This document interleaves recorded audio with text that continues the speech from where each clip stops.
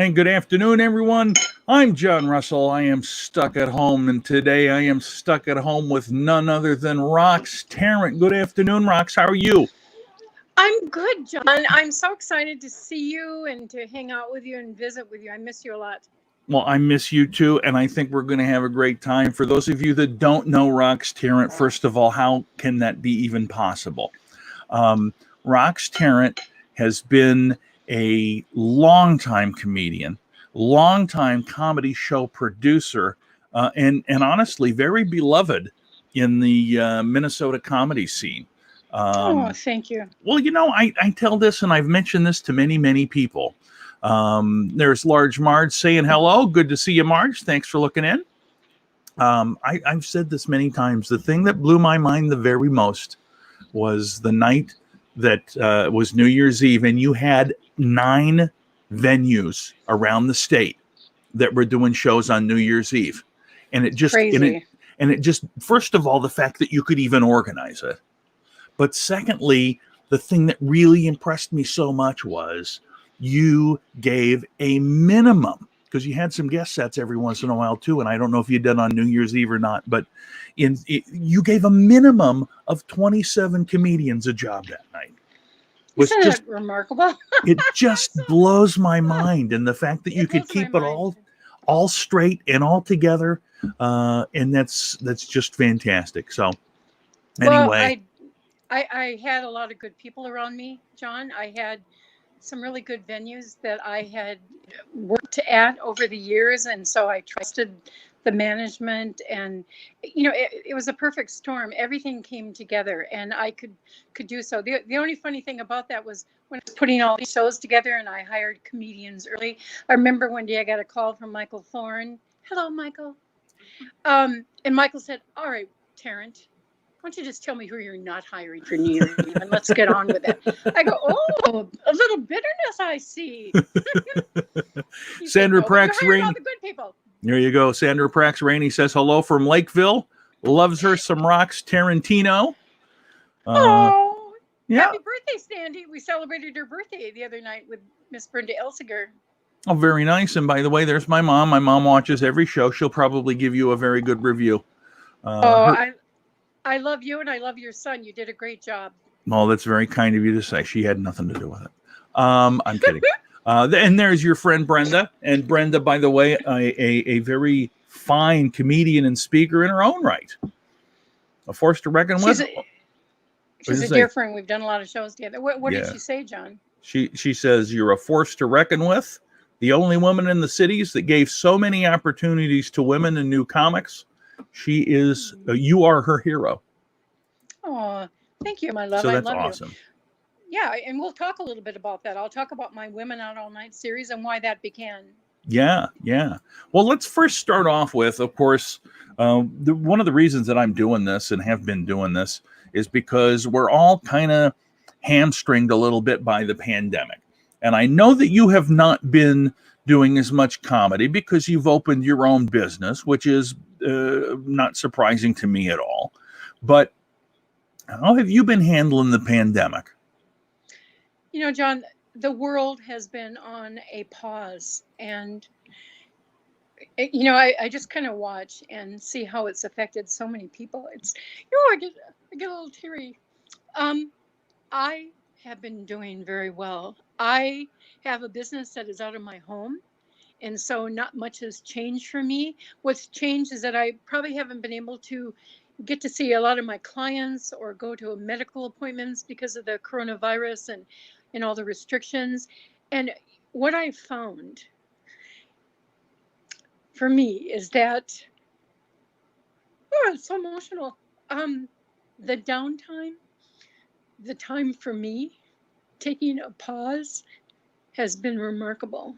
It's been really good. Good. I'm glad that's the case. And so I'll ask you this: are you going out and doing shopping, or you're pretty much staying inside? Oh, John, for Pete's sake, I have to get out. Oh my God. I know John, you. uh, Grocery shopping at my favorite Kowalski's is the only thing I have been doing primarily. Gotcha. I do go there. I mask up. I wipe down my cart. I put on my gloves. I'm very safe. I stay back from people. Kowalski's on 25th and Hennepin. I give my shout out to those heroes because they come to work every day and they're exposed, and I applaud them. I know the general manager. He calls me Rock Star Mm. because he sees me there all the time. And I always tease them and wish them well. And I go, do you know my name is Rox? And he goes, no, but you are a rock star. That's And awesome. I know the butchers quite well. I applaud them for coming in and being apart from their families for a little bit. And I tell them thank you for that. And I say, I come here a lot. This is my social activity. Sad to say, but um, I come here every couple of days, and yesterday I came very quickly. I just threw on my coat. I didn't wear any pants, and he looked baffled, and so I had to flash him. And now I'm banned from Kowalski's. I'm banned. Oh my gosh, Anyway, Stephanie, if I'm saying the last name right, Linow. that is my sis. Yes, she says hi to my sister Rox. Love her dearly. I taught her everything she knows, and Yeah, you're making her keep cry. believing that. Oh, So it's so you keep believing that. yeah, it's so I don't believe it. Rox, you taught everybody everything you knew, and then kept a couple back just to make sure you were still on top. No, I loved it. It was, doing comedy for me, that was always my lifelong goal. And I waited until I was 40 to do it. Mm. But it was really one of the best things that I ever did for myself. I really grew as a person. I gained so many great, wonderful friends who are my friends today, who I would not have ever met without comedy. And it was a great experience for me. So what possessed you at that age to say, I think I'm going to do comedy? Good question, John. I had a mental break. You know what? I have loved and adored comedy and acting all my life. In college, I was in plays. I was in summer theater. Um, I watched and adored comedy. Ellen DeGeneres, Jerry Seinfeld. I I watched all the comedians and loved them, and I thought, I want to do that because I think I'm naturally funny, Mm-hmm. in my mind. And I started writing. I kept journals and I kept writing jokes, and you know, I, I didn't even know how to do it. But when I turned 40, I decided, you know what, Uh, you better get on this. Yeah. Uh, not good to wait. So I entered Acme Comedy's Twin Cities Funniest Person, and June 8th, 1995, the first time that I was ever on stage. I remember it. There's still the stain on the carpet at Acme, but I apologize to Lewis. Uh, that was my first time, and you know what? That contest, I didn't know what to expect, but you know what? I remember the very first time because they put the contestants on first. Mm-hmm. There were five of us, and then they do a regular show with a host, feature, and headliner. So I was back in the green room, and Charlie Wilson. Do you know Charlie? Is that his last name? I don't. Charles. Oh gosh, it's gonna kill me. But anyway, he was the host. He was very kind to me. But I was backstage and I was waiting to go on. And the first person who went on stage, she was in a wheelchair, and so she was funny, and the crowd liked her. And then there was another guy on, and then the guy that went on before me, he was backstage and he was pacing, and he had a roll of toilet paper and a cup of coffee, coffee mug in his hand, and Yeah. I go, well, what are you going to be doing? And he goes, I'm going to shoot from the hip. That's what comedy is all about. You don't come prepared. You just improvise and you just go with it. And here for me, I had all my ducks in a row. I had written my material. I practiced my 3-minute set, and I go, Yeah. really? I had no idea. And I said, well, what's with the toilet paper in a roll? And he goes, I'm going to go out and go, who ordered the coffee with a roll? Exactly. Silence. And I looked at him and I go, okay. So John, he went out on stage and for 3 minutes, silence. Oh, nice. And so I'm backstage and I'm sweating. And finally I go, Charlie, I can't do this. I can't embarrass myself in front of my friends. I can't do that. And he grabbed me by the shoulders and he goes, Rox, I know you're funny. And get the hell out. Get the hell out there. Yeah. So I did. And Charlie gave me a nice introduction. He called me a young lady. And so the first thing that I said to the crowd was, give a big round of applause for our host, Charlie. He called me a young woman. You know what that means. I have to have sex with him later. And I had a 3-minute rolling, rocking set with applause breaks Yeah. and standing ovation. See, that's John. that's because you didn't bring your coffee with a roll. No, I didn't. But, I certainly learned that doesn't happen all the time because I bombed many times after that. But, I entered that contest, and that contest, I came in third. Craig Allen was second. Yeah. I hope he comes on because he was a tall, skinny guy. He had long hair. He was a young kid, and he Oh, was yeah. skinny and very, very funny. And he came in second. I came in third. I was the only woman to be in the finals. Mm-hmm. And so I represented the women, and I was glad to do so. But from that contest, man, that's how I got my start in comedy because Wild Bill Bauer, Scott Hansen, Scott Novotny, Maxine Jeffries, they all took me under their wing. They Yeah. adored me. And from then on, I never looked back. Awesome. All right, I'm gonna catch up with comments here. Susie Sackerman says hello to you. Oh, hello, Susie. Dan Bublitz Jr. says hello. I always end up here at the same time. Thank you for watching every week. Brenda's laughing at you. And Alan Reed, legendary DJ from down in Rochester. Oh my gosh. Hi, Alan. I love you. I miss you. Says hello. So that's awesome. Now, one of the things that we've got is we've got a whole bunch, and I want to. This is as good a place to do this as any, because you have a niece who is graduating this year, and because of the COVID and pandemic, is not going to be able to have a real. Whoops! Where'd you go, Rox? Come back. She will come back. Anyway, Rox will be back in a moment. Here she comes. Okay, here we go. Whoops. Okay, I'm sorry. It's That's all good. Don't be sorry. Don't be sorry. Don't worry. But tell us about your niece, and I'll pop up some graphics so people can look and kind of give her a little bit of recognition. Thank you. Well, one of the things that I did want to do is that I wanted to honor all of the graduates of 2020 because this year for them is going to be dramatically different. When they walked out of their schools 2 months ago, they had no idea that they would not be returning. They had no idea that they would not be able to get together and mingle with their friends. I remember, yes, I do, when I was a senior, and I remember that time. It was very special, all the memories that you make it, plus the friends that you spent all those years with.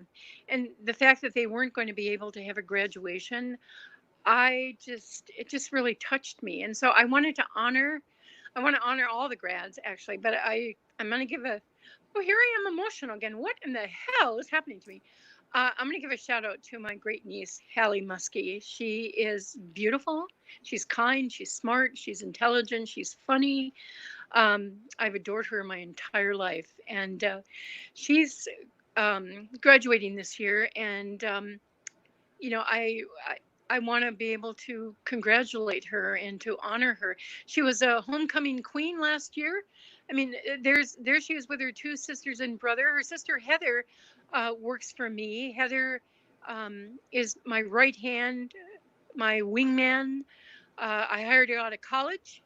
And then Hillary to the right, the blonde bombshell, she also worked with me. I hired her during college, and she's living out in Tampa, Florida now.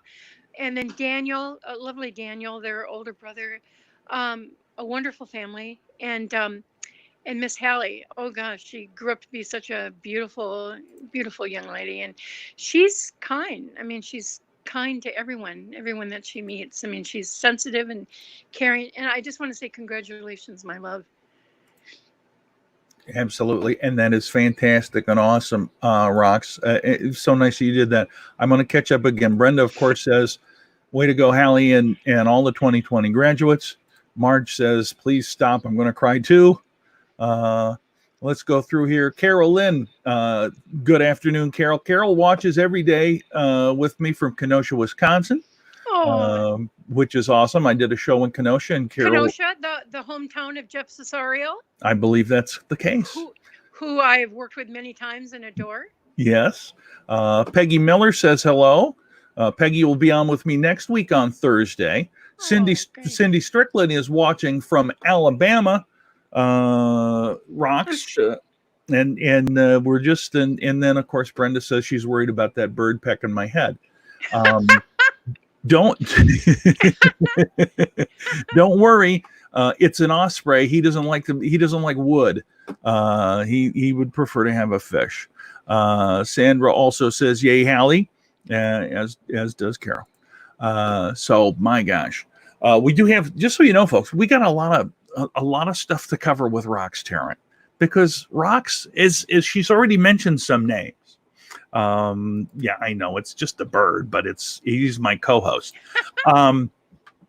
Rox has already mentioned a lot of names, and I mean, you've worked with just about anybody who was anybody in Minneapolis. And as here we go. Once Rox was on the air, announced your weight. Glad you don't know. You wait now, says Susie.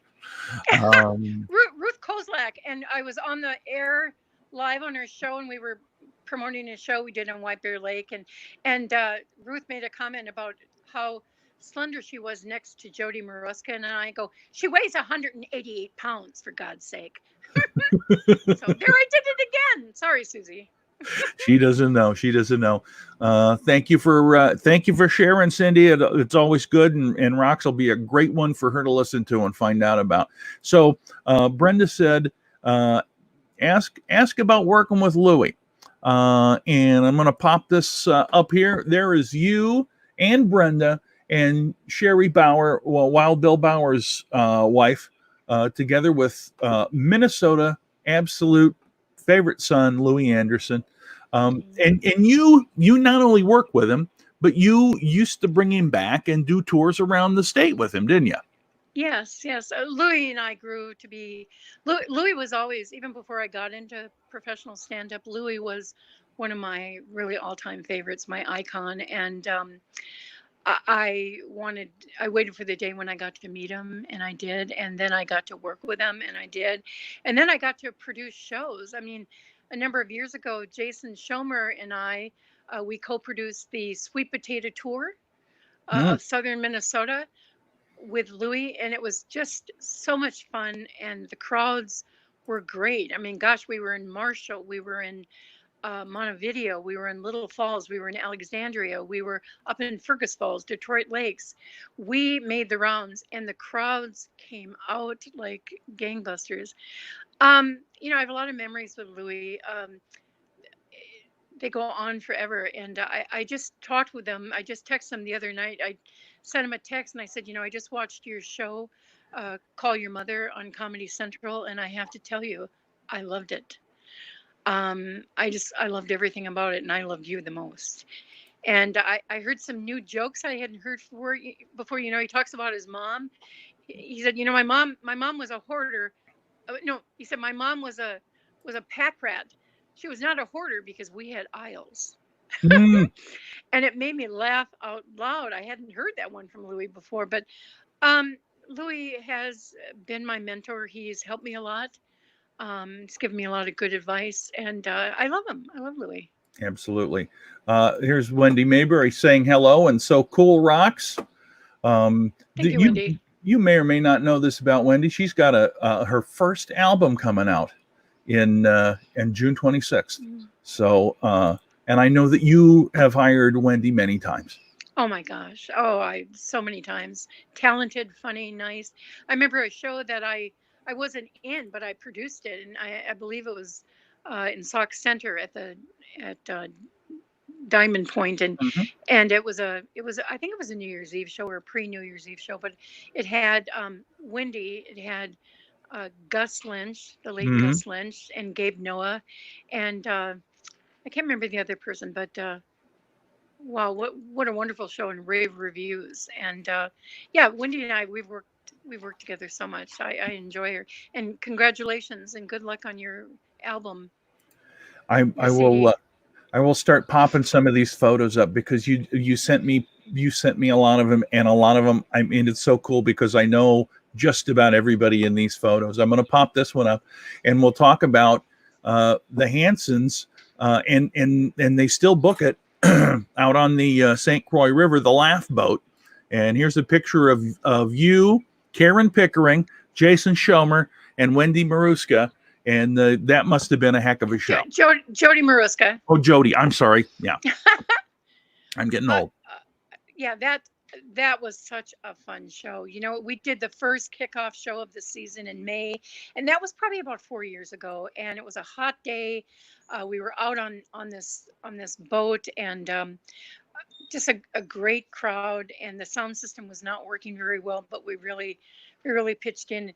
We made the audience laugh. They loved it. I teased the captain tremendously, and he loved it.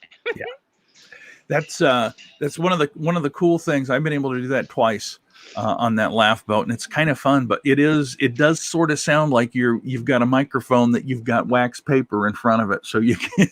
Oh, yes, yes, horrible, horrible. But that was, we worked around it. You do the best. Absolutely. You pinch in and you do the best you can. Absolutely. All right. So I'm going to bring up another one here. I've got a couple different ones. So I'm going to bring up this one first because when did you start doing your Comedy on the Rocks Ladies Night Out shows? Well, Comedy on the Rocks was really the name of my production company, and after about a year of getting into comedy, I realized that I needed to be very proactive in trying to develop opportunities because I was older and I was a female, and it was hard for women to get work. I mean, a lot of the female comics, they would talk to me about, hey, gosh, let's do something. So I and another comedian, Melinda DeKyle, she's moved on to Florida. I don't think she does comedy anymore, but we kind of were the brainchilds of Women Out All Night, and that was in 1996. Or 97, we uh, produced the first series of shows at Acme, and they took off from there. They were well received. We honored the funny women of comedy that deserve to be honored and to get work. And from there, what? I loved producing. I thought, hey, this is great. I can, I'm kind of a control freak. Yeah. I hate to admit it, but I wanted to control what was going on. I wanted to know that the event was going to be well attended, well promoted. We were going to have a stage, spotlight, good lighting, sound. We were going to have people that were going to come to the show. We were going to have great comics. And also, I gave guest sets along the way, but I always stocked the show with people that would kill it, and they Oh, did. yeah. And I'm going to pop from this one up. Can you see this picture? yes, I can. So I know there's Susie Sackerman. There's Miss Shannon Paul. I don't know the lady behind you. That's Hope Riska, Oh, okay. I've never met her. And and there's then Jody, and then Jody. Brenda, and then Tom Steffen. Do you remember Tom Oh, Steffen? Tom Steffen, absolutely. Yeah. Yes, yeah. I I knew him, but I didn't recall his name. So that's one of those great lineups that you had. And I'm going to pop up another one because there's the same banner. Here's another fantastic lineup. Well, Comedy on the Rocks was always my banner at most of my shows. Okay, Yeah. there was Chris Barnes, uh, hilarious, one of my all-time favorites that I met at the Joke Joint with Ken Reed when he was started the Ramada Inn, and Oh I yeah. just Chris and I became great friends, and he killed every single show. I mean, he was so likable and funny, and he's from Milwaukee. So I hired Chris, quite a bit. There was Brenda. There's a young, uh, affable David Harris. he's aged quite a bit, hasn't he? A little, a little. And then that was Mary Kelly, I believe. Mm-hmm. Mary Yeah, Kelly on the left. I Mary believe Kelly. I believe that's right. And Yeah. I was going to say Chris Barnes is so good. And I've been fortunate. The first time I got to work with him was with you, out in, gosh, was it Ruthven or somewhere, Russell Tyler Ruthven, somewhere out in that neighborhood, out in by Marshall, but not in Marshall. Right. So that was very, very cool. Let's see. Oh, and at some point you were involved. And now I don't know if were you a co-founder of the Minnesota Comedy Club? You know, I was invited to be part of the group. It was pretty much co-founded by, the big dogs of comedy. Then Scott Hansen, Wild Bill Bauer, Mm-hmm. Scott Novotny, Maxine Jeffries was initially part of it. Tammy Nerby initially part of it. Bob Larson, Dean Johnson, Jeff Gerbino. Um, they wanted to form this corporation, this company. It was the only club that was produced by and for comedians. Mm. And so we started that. That was around 1997, 1998. And then really all of them, I remember when Colin Covert, the writer critic for the Star Tribune, he came to interview all of us, and he looked at me, he goes, Rox, how did you get part of this group? And I go, I don't know. I had sex with all of them. I don't know. No. It I was invited, and I think primarily because of Wild Bill Bauer. I think Wild Bill Bauer and I, became really good friends, and he was my mentor of all time, and he wanted me to part of that. But also because I had a clear head, I could organize, and I would work hard, Oh and yeah. they had all those egos of like the Hansen, Bauer, Gerbino. Mm-hmm. I remember we used to have so many arguments when we would get together, our group. Oh my gosh, Bill would stand up and he told Dean Johnson, "Shut your pie hole." And I go, really, really, do you really talk like that? What is that about? Speaking of Wild Bill Bauer, he was such a great supporter of comedy for everybody in the Twin Cities. And there's another great picture. It's a joke joint, and there's his son Patrick, Tammy Nerby behind him, Mary Kelly again. There's Sherry Bauer, Bill's wife. Of course, that's a very skinny David Harris. 2008, my friends. Oh my gosh, David Harris and Scott Catterlick. David actually looks in that picture like he should eat something. Yeah, I remember meeting David Harris in 2008 because we took Wild Bill Bauer's writing class at the joke joint, and I remember one of the first things David Harris said to me. He'll deny this, but I thought, oh, he's a nice looking young man, and he came up to me and goes, I have a girlfriend. And I go, very well, I'm so happy for you, but anyway, David and I got to be good friends, obviously. Yeah. Andy Fisher says David Harris looks better plump. He might. Yeah. I mean, he needs a little bit of meat on those bones. Yeah, he's gained a little weight, but David is another remarkable person. I mean, he's really taken his career off and done wonderful things. Absolutely. All right. So one of the places that you always do a New Year's show is up in Alexandria at the Broadway Ballroom. And I got to think that this might be one of those times, because there's Jeff Bergs, who was also from Alexandria. And so tell us about how you started doing the show up in Alexandria. And of course, you're from that area up there, right? Right. I grew up in that area, and so did Jeff Bergs. Jeff Bergs is a very funny headlining comedian from Alexandria, and Jeff and I just started talking like, we should really do some hometown shows. We should really rally the troops and get people. Jeff was very connected, and so was I, but more so Jeff was very connected. And so gosh, probably 15 years ago, was when we started doing shows at the Broadway Ballroom. We always did New Year's Eve shows, but we did Valentine's shows. Mm. We did different shows. I had Louis there a couple times doing some shows. Chris Barnes was there. Don Reese from Iowa. I mean, we had all different people. John Bush. We had different people come in and do shows, and uh, we really developed a following, Oh yeah. and people revered our shows because they were put together so well. And yeah, we don't do those. They did go on to continue doing shows, and I wish them the best. But Jeff and I aren't involved in that. We haven't been for about 4 years. So Gotcha. Susie Sackman says some of her fondest comedy memories are from Alex. yeah, because you know what, the crowd, uh, and for me, John, they were the easiest shows to do Oh because yeah. everyone knew me.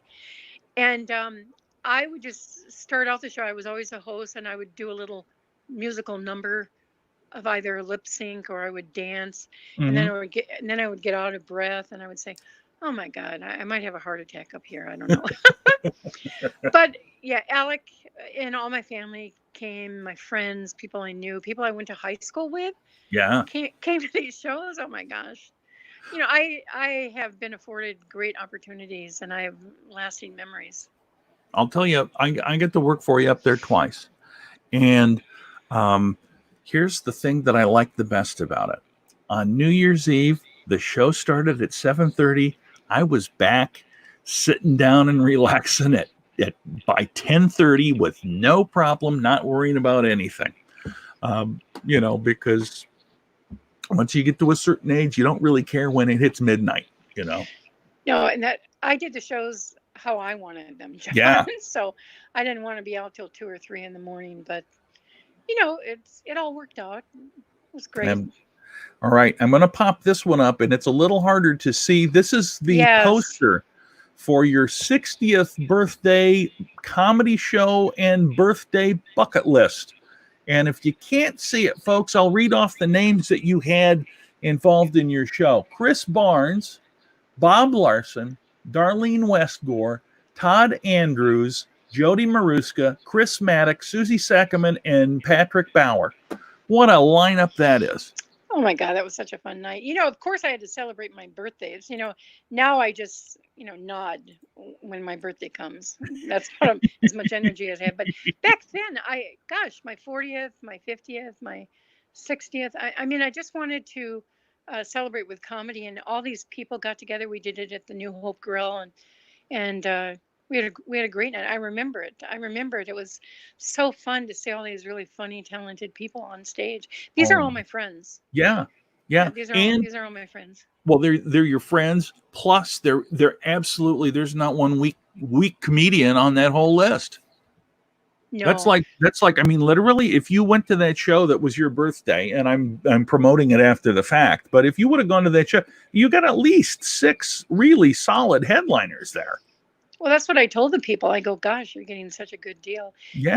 And working with my dear friend Darlene Wesker, I'm going to give a shout out to her. We don't do shows anymore because I'm not producing shows, but I miss her dearly. I wish her well. I haven't talked to her in a long time, but I see her post on Facebook once in a while. But I wish her well. I miss working with her. Gosh, we oh my gosh, we had so much fun with the shows that we did. I Oh mean, yeah. All right, I'm going to pop up another one that you and Scott Novotny developed, the World According to ARP tour. Kick the bucket list. yes, it's called Kick the Bucket List: The World According to ARP.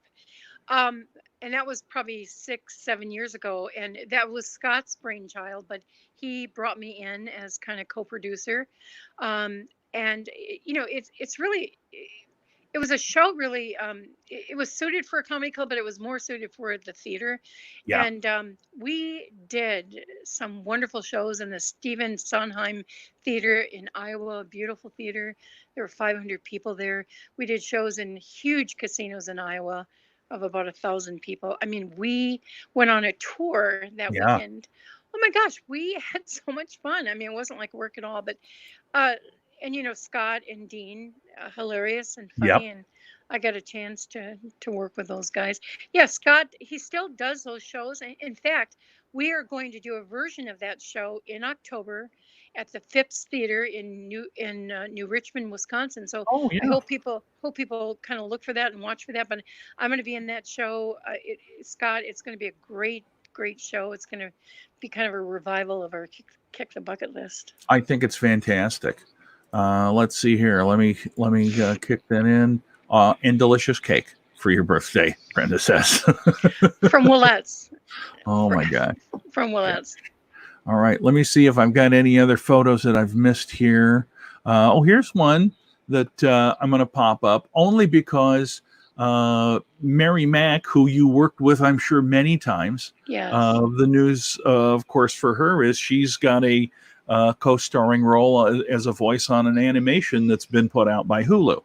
Hilarious. She's yes. hilarious. Very funny. And Leanne Diller, I believe. Yes, Leanne Diller. Diller. I thought I was saying it fancy. And Jody, the dark-haired Jody. Yes. Oh my gosh. Yeah, I mean that was well over 10 years ago, and that was in Cannon Falls, and most of that crowd came out to see Mary. You know, I'm not going to lie about that. Oh yeah. You know, but it was so fun. I've done many shows with Mary. One time Mary came up to Verndale, Minnesota. Do you know where that is? Yeah, I it's do. Up near Wadena. Every year for probably 5, 6, 7 years, I organized and produced the Lions Club's annual fundraiser that they did. Mm-hmm. They used to have these couple comedians, these guys from Wisconsin. They would come in and they would do their show, and they were filthy. They were just horrible, and they were almost going to stop doing these shows because people were complaining and not coming. And then someone came to one of my shows and they said, "Rox, would you be interested in producing?" I go, "Let me at it." Yeah. It took out from there, and resounding success. I mean, Chris Barnes, Mary Mack, Isaac Whitty, Mike Brody. We had so many fun people there. Yeah. And the shows, they were successful. I'm not doing those anymore now, but right. I had fun. I had a lot of fun. Absolutely. Karen Pickering says the first time she worked for you, you had birthday cupcakes for her over at Running Aces in 2005. Oh, for you or for me, Karen? Probably for Karen. You know, that's the thing. I think as we go through this, I don't know if you realize how really much people appreciate you because of all that you did for everybody, you know. And you gave a lot of people really a lot of their first breaks and their first shots at doing a really good show. Oh, John, thank you. You know, I welcome the opportunity, and I feel it was an opportunity given to me. Do you know what? I'm going to share this with you, and maybe not a lot of people know this, but I gave Nick Swartzen his very first paid stand-up gig. Oh, no kidding. In 1998, he was just a young 18 years old. He'd been in an improv group and started doing stand-up. He did a lot of my shows, my open mic. I did Hot Rock's Late Night Laughs, The Laughing Cup, Acme. And what I saw in him, I said, you're brilliant and you're going to make it. And he wasn't getting a whole lot of support actually from the Twin Cities, to be honest with you. Yeah. And I think maybe they were jealous of him. And then I remember when he won the Comedy Central, that contest at Acme, and oh my gosh, he was so excited. And from then on, the rest is history. But in 1998, we drove up to Little Falls at Little Falls Bar, and we did Hot Rocks Live, or Comedy on the Rocks, and he closed the show and killed it. And then we drove back and we talked stories and shop, and so I have fond memories of Nick. Isn't it amazing in this business how you could remember these things that you did with people on their way up, and it's just like at Goonies.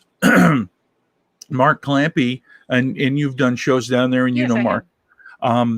Mark Clampy had Hannibal Buress as a feature act, and Mark, graded him with the agency. And I recall him saying, I didn't give him a very good grade because I couldn't understand what he was saying. It seemed like he Oh was my gosh. mumbling. Yet Mark still had the picture that he had signed, the headshot. And then on the 10th anniversary of Goonies, Mark posted that picture of Hannibal Buress again and said, you never know who you're going to see when you come to shows. And it's the same thing with Nick. Those people in Little Falls, how many of them do you think remember, hey, I saw that guy way back when? I don't know. I mean, they were seeing something quite awesome, but I'll never forget it. Absolutely. Absolutely. Great memories for me. All right, let's see. I'm going to pop up a couple here. Here's your Sandra Prax Rainey again says, very caring and generous person about you. Oh, thank Very you. nice. Thank you, Sandy. And Sherry Smoltz, thank you for looking in. Good to see you again. Carolyn from Kenosha has a question for you, and that is, Rox, do you have time for yourself these days? Oh, yes. Oh, yes. I started my own company, Tarrant Rehabilitation Services, in May 2016, 4 years ago. Best decision of my life. I work from my home. I do quite a bit of travel, but um, I've learned the lesson of taking time out. And actually, what this coronavirus pandemic has done for me, slowed my life down. Mm. Because where can I go? I mean, I can only go to Kowalski so much. And even then, you're banned. Yeah, and no, I'm banned. Damn it. Yeah, I've really taken a close checklist of my life about what's important, and my family and my friends are important. That's what's Absolutely. important. And I've just taken time to smell the roses. I mean, I can't do anything else, but I do find a lot of time for myself. Thank you for asking that. Yeah. All right. I'm going to pop up. There's two more photos I want to show. And this one is with you and one of my all-time heroes in comedy, Dave Attell and Jeffrey Ross. Tell us about that one. Well, Brenda Elsinger and I attended this show. I tend to get a lot of free tickets from the Mystic Lake Casino. Mm-hmm. I guess I'm one of their high rollers. Ooh, my. I do love gambling, and I keep it in check, but I've won quite a bit of few jackpots, and so as part of that, I get free perks. I get free tickets. So I love both these comedians. I think they're very talented. They're very unusual, very unique, different perspective. And we went to their show. Gosh, that was probably last October, and I ran into Craig Allen and his wife there, and yeah. So I not only do comedy, perform comedy, produce comedy, but I love watching comedy. I try to do it every chance I get. I mean, I've seen some of the best. Yeah. Oh, absolutely. And here's another one with you, Brenda, and Kevin Pollak. You know what? Absolutely one of the best shows I've ever seen. He was in their smaller room, and he was kind of taking a break and doing some shows, not a huge amount, but his voices, his impressions, um, made me laugh out loud. And one of the things that I know about me is that, I guess I've been in the business too long. I don't laugh out loud with a lot of comedians, but and look, I'm sure Brenda's saying the same thing. You're saying definitely one of the funniest comedians. I'm gonna pop one up here from good old David Harris, who says Rox always wins at the casino and then shares it. He says he stole $4,000 from your purse once. Yeah, I remember the time that it was Jody and Darlene Westcore and David Harris and we did a show, and then we stayed at the Grand Casino in Mille Lacs, and yeah, I would win jackpots, I would win money, I would share it. That's karma. It's called karma. It is. And I pay it forward in my life. That's how I live my life. It's how my mom taught me, and it comes back to me in amazing ways. Absolutely. It's just fantastic. Okay. I'm going to, before the time gets away from me, I want to ask you these two questions because I like to ask this to everybody. And you can count this as a producer or as a performer. Tell me about the worst hell gig you ever had, Rox. Oh my gosh, there was quite a few of them actually. Um, you know what? Okay, I'll tell you one. And I'm if Patrick Bauer is listening. He was there with his father, Wild Bill Bauer. We did a show in Melrose at a small bar. It was like a Wednesday night, and Bill said, "Come on, Rox, come up there with us, and you can host a show and you can have a good time." Well, basically, he just wanted me to do a lot of the work. So I said, "Sure." And so this show, it was not well promoted. There was probably only about maybe 10 people in the audience, and six of them were sitting right up front in a high top, and they were all drunk. And I remember, I mean, even Bill would get up there and open the show and kind of set the pace and kind of introduce me. But even Bill got up there, and the crowd was the crowd was ruthless. And here's Bill, and I look at Patrick, and here's Bill, and he goes, "All right, ladies and gentlemen, let's welcome Rox Tarrant." I go, "What?" That was my opening. Oh my gosh. So I get up there and try to tell some jokes, and they were heckling, they were drunk, and one lady threw her vibrator on stage to me, and it kept flopping around on stage, and I just looked at Bill and I looked at Patrick, and I go, "All right, that's about it." I said, "Good night, everyone." Well, Patrick did his time, and then when Bill got on stage, they booed him. Come on, tell something funny. Oh no. It was horrible. It was horrible. Oh my. And anyway, so that was one of the worst ones. Another time is when I did a fundraiser, and I did it for some friends, and it was for some lesbians. Hmm. And I'm not a lesbian. I could be, though. I know what to do, but I that was one of my jokes. Um, I did this fundraiser, and I felt like I was pretty funny. That I came on to music. I came on to "I Will Survive." I lip sync Gloria Gaynor's Oh song yeah. and got the crowd going. And then I remember my good friend Blaine, from my college friend, was there with his partner, and okay, they liked me after that song and a few opening jokes. After that, no, We're done with you. because all I had to talk about was men and dating and blah blah blah, and it was silence. And then all of a sudden, I had to realize I had to walk off that stage and through that crowd and get out of there. So my friends helped me and got out of there, and I thought, oh, geez, I felt bad because it was a fundraiser. But lesbians, I mean, if they don't think you're funny, they can be mean. They were mean to me. Shame on Well, you, girls. doesn't need to be. Um, Oh, no, Karen Pickering says you need to get on TikTok. TikTok. Yep, Oh, what that the means hell? you can go and do your lip syncing on there, and you'll become famous yet again. Yeah, yeah. Oh, whatever. Yeah, I'm not good with all those things. I I under barely get on Facebook, for I Pete's sake. understand. I understand. All right. So we talked about a couple of hell gigs, and actually, I love I love the woman throwing. First of all, what would possess you to bring a vibrator to the bar with you? Um, and then what would possess you to toss it up on stage? I just, Exactly. it's just that's so crazy. Um, Good. Yep. See, Sandra Prax Rainey is agreeing. You need to be on TikTok. You've already got at least 3 fans. Oh yeah, wow. Woo! Well, you got to start from the bottom, Rox. You know this. You can't start at the top. No, I know. All right.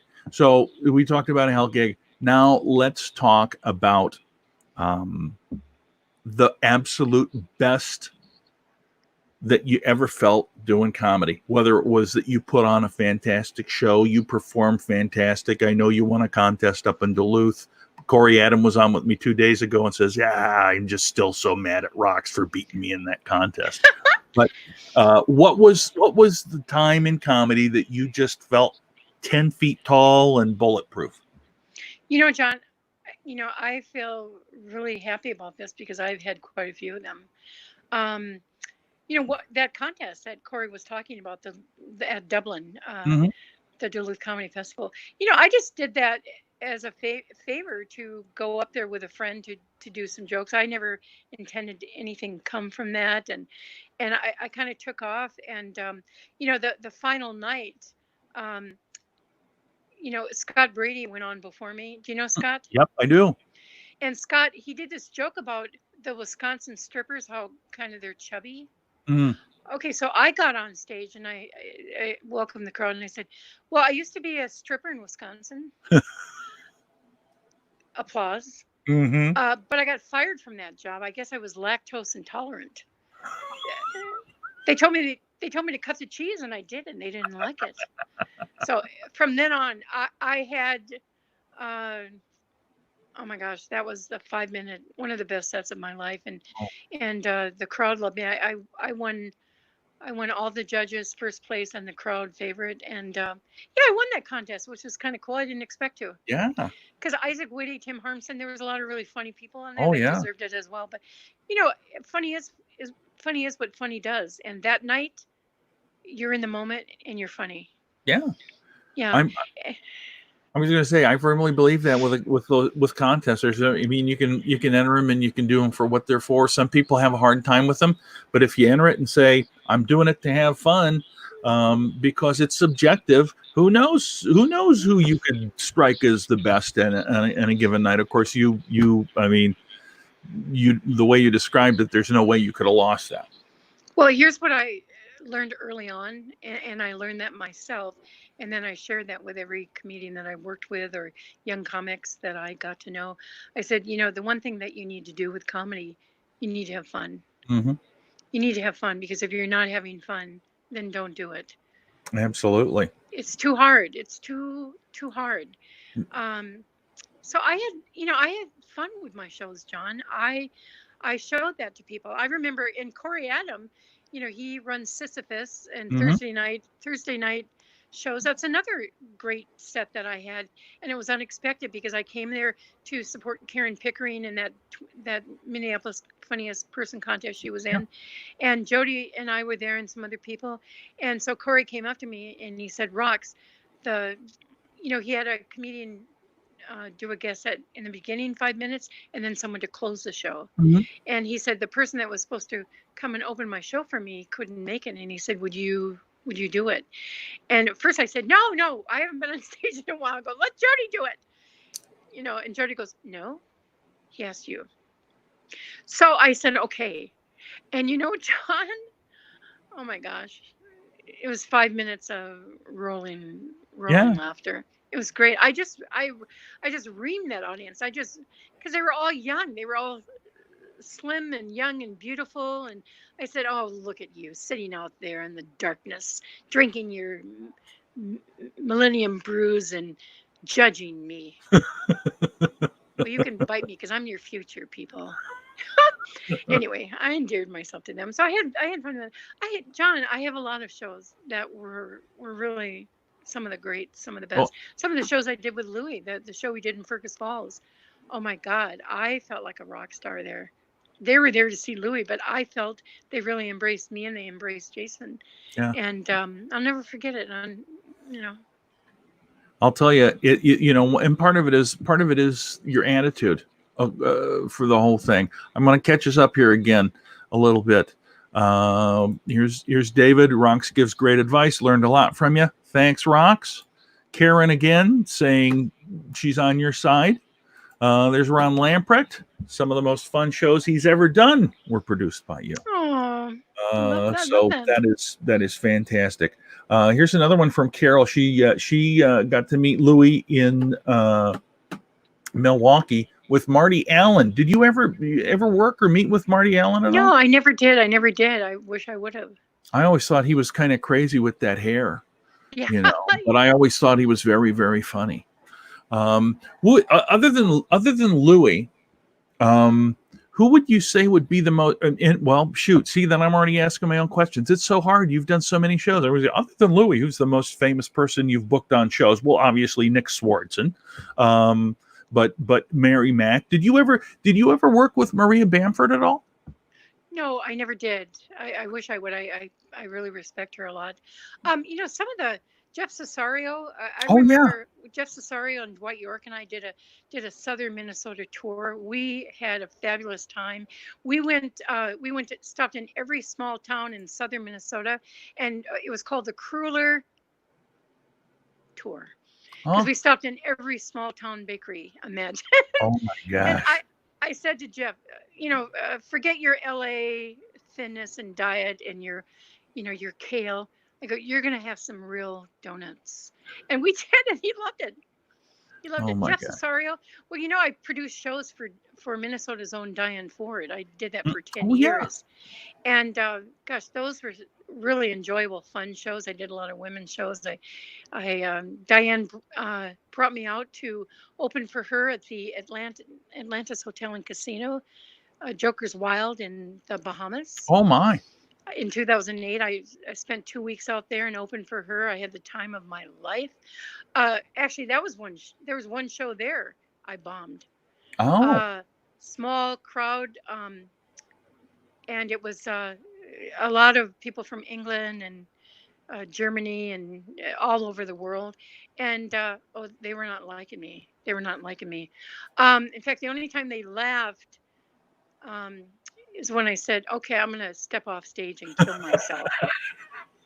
So of course there's a lot of in the Bahamas, there's a lot of cruisers that stop at those casinos and when they've got a day that they're in port, right? Yes, And those people that are on those cruises are from all over the place. And speaking of cruises, I know you've been on multiple cruises.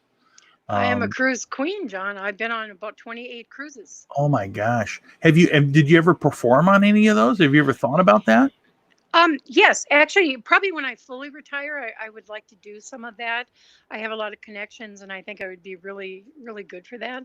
I entered a contest. It was a passenger contest on Norwegian Cruise Lines, and gosh, this was probably well over 10 years ago. But it was at a time when uh, a lot of the talent passenger shows they weren't wanting comedians to go on because, it could be quite volatile. Right. You're up there, but before 500 people and you could really start swearing or do Yeah. something adverse.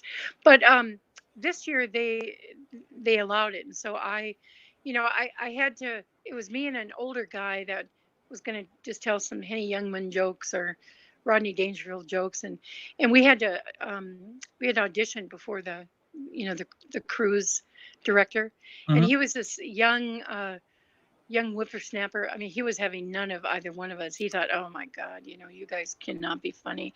And I tried to tell some few jokes sitting around a table, and I said, you can't really get the full flavor of a comedian like this. I said, just trust. I'm only going to do 5 minutes, and I will do great. Yeah.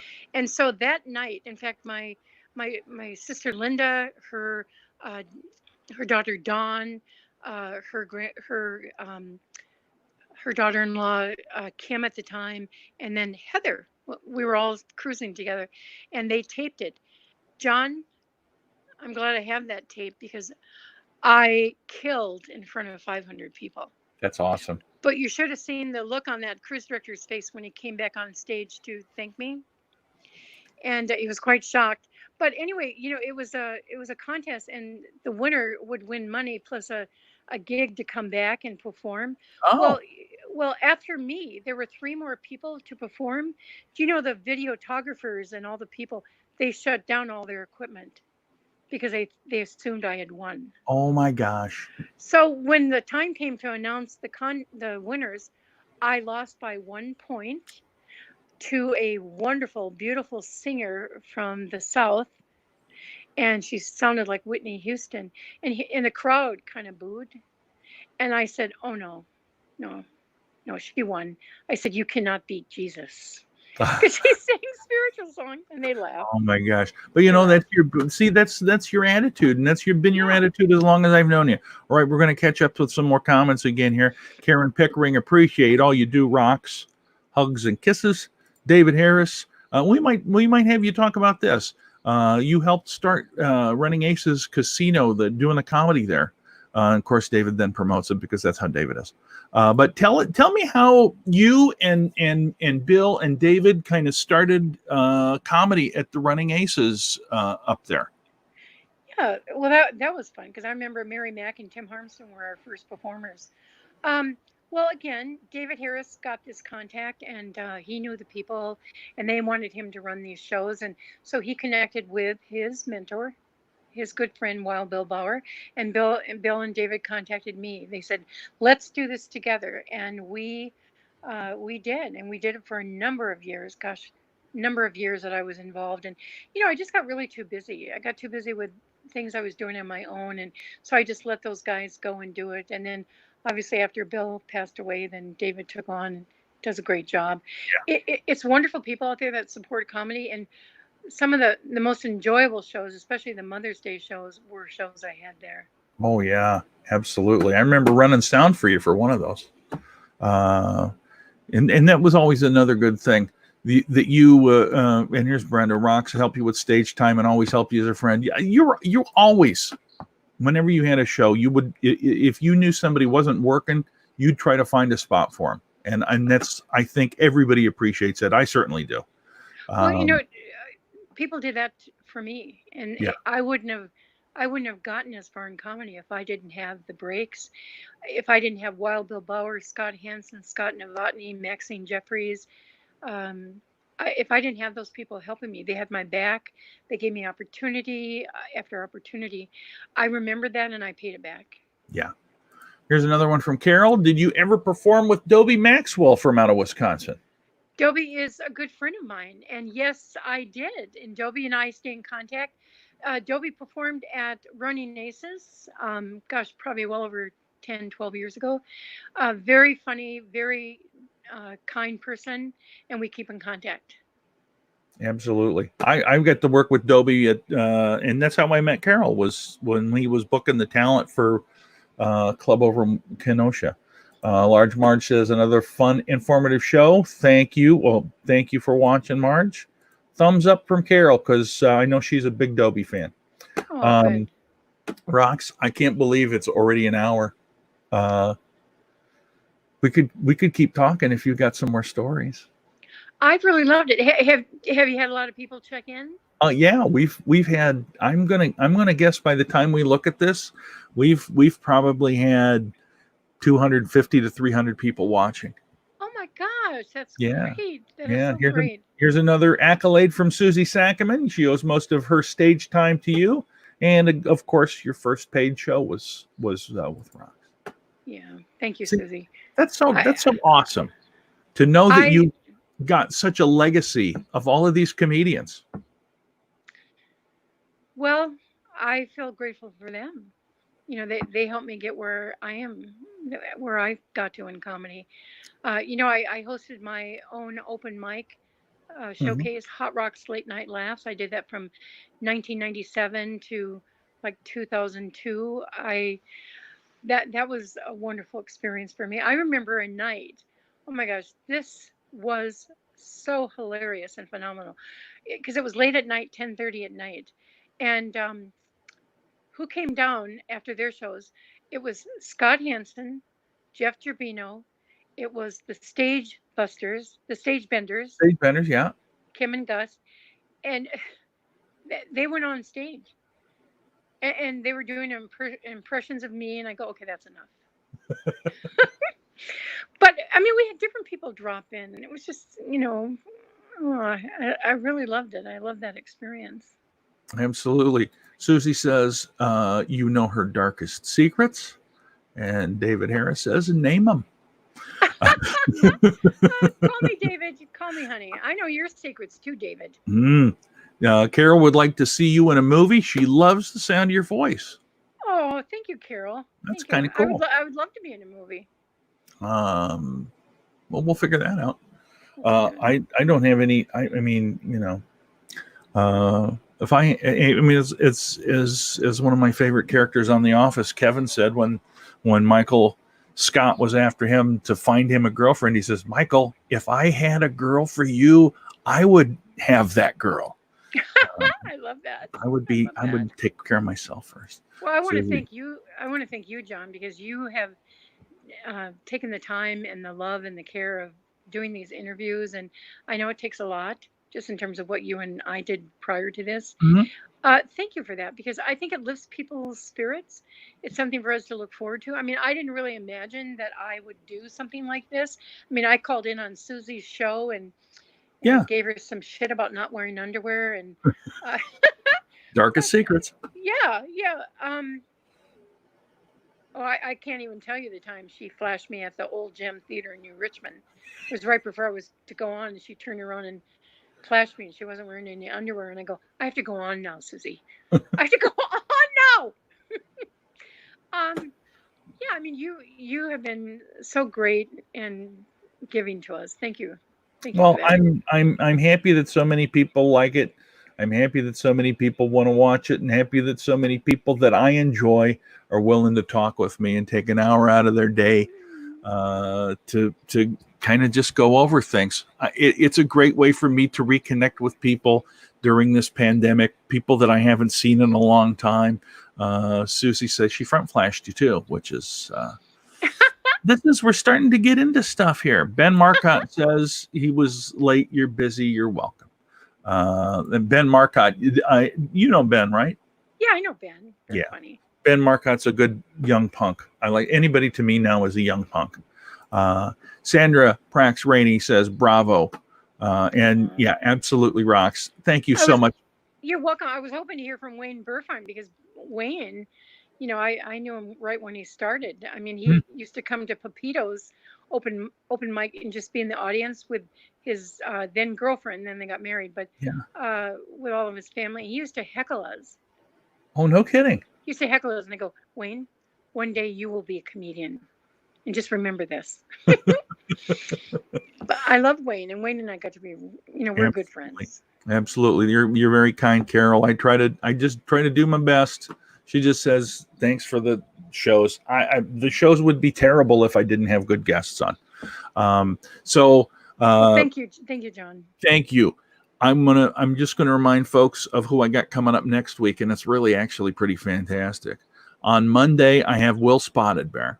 Oh, I love On Will. on Tuesday, I've got Tiffany Norton.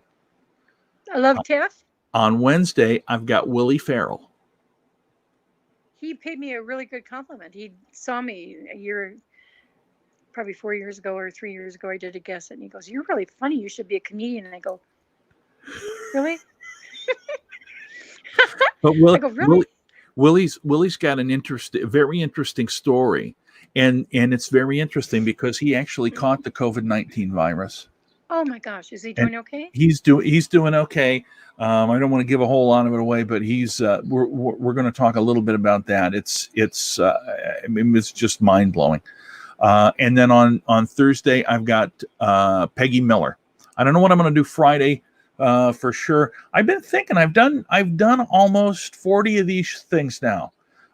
So I might go through all the video and I might do a best of, like the best of hell gigs, which your story about a hell gig is certainly going to be on. Nobody else had a lady throw a vibrator up on stage. Oh my gosh. So that's going to be a top one. Thank you, Susie, for watching. Appreciate it. David, you too, buddy. I appreciate it more than you know. So anyway, Rox, the last thing I do before I leave is I try to remind everybody, if you're watching on Facebook or YouTube or anywhere and you see something come across your feed, if it's one of your creative friends or somebody you know that's doing a live stream, whether it's an interview like this, whether it's a virtual open mic, whether it's a musician playing any kind of music, please stop, give it a like. Watch it for a while. If you like it, keep watching. If it's not your cup of tea, move along. But the main thing is, please make sure that all these creative folks know that what they're doing does matter. This is one of the most difficult times right now for creative people because we really don't have any outlets. And right now, online and virtual stuff is our outlet. So if you do that, let them know that what they're doing is valuable. You will be a star in my book. Rox Tarrant, thank you again so much for spending so much time with me. I appreciate it. And gosh, I look forward to when this is over and I'll have lunch with you somewhere. All right, let's do that. And love you, John. Love everybody. Take care, and please continue to be safe. Yes, indeed. All right, everybody. I will see you on Monday at 1:00 with Will Spotted Bear. Bye-bye. Bye-bye.